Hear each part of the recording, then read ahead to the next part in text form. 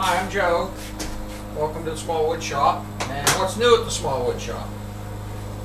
Well, made this trivet, and a month ago I didn't even know what a trivet was, but it's used to hold hot pots, pans, whatever. This area is corks, and the frame is a rustic looking, this is chestnut. One thing about corks, new corks are 10 cents a piece. Used corks are 7 to 8 cents a piece. And the reason for that, there's such a demand by crafters.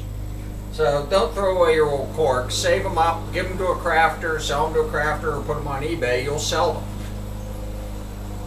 I made 10 of these for the Rustic Acres Winery here in Butler. And if you want a good wine, stop out. They have delicious wines out there. Good wine all the time. It's my cousin Gary's winery, his wife Arlise. A fellow called me and he wanted me to make a rustic looking picture frame. He's going to put a howling wolf in here. So this is old oak, and I always put these rusty wire in the corners to hold them. It's glued, that's just for show. So that came out pretty good. The other thing we're working on, before that, I got to thank my friend Josh. Fixed me up with his old barn wood, and it's great for picture frames or old projects. I know it doesn't look like much, but it's hard to come by. Outside,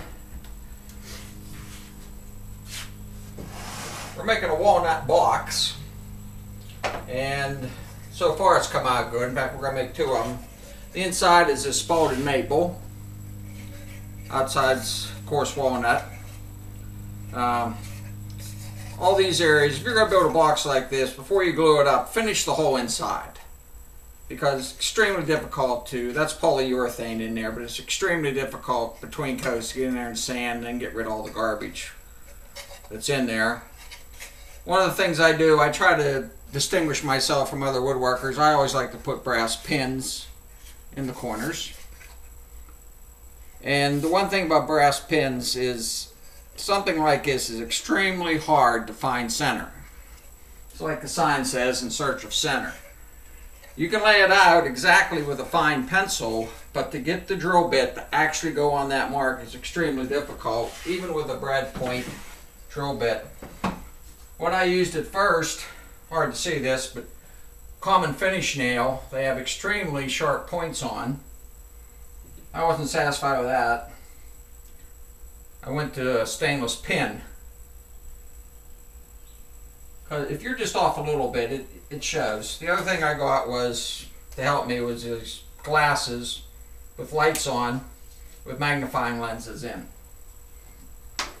Always remembered I worked once down at this precision manufacturing place down in Sarver, and there was a sign there, machine shop, it says, if it's almost right, it's wrong.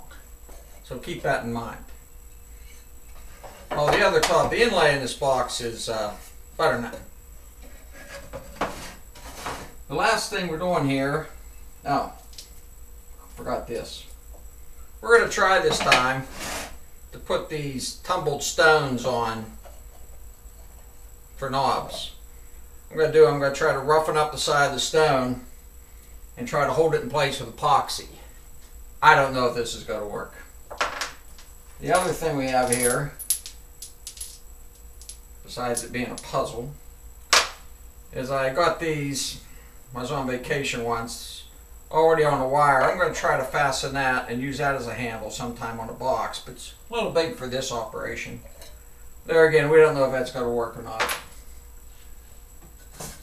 Last thing we're going to talk about today is I watched a show with David Marks once on Woodworks, and he put 20 coats of lacquer on this project he was making.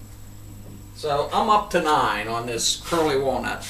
It's going to be the top for our box. I'm up to 9. I'm at 1200 grit, but I'm going to go clear up to 2000 grit and try to go for 20 coats like he did. It's smooth as glass right now. This is what it looked like when it started. And just Gets better each time you do it. And this is just out of a common spray can of lacquer. And we got to fit that down in there at some time. So that's everything we're doing as of right now. Thanks for watching.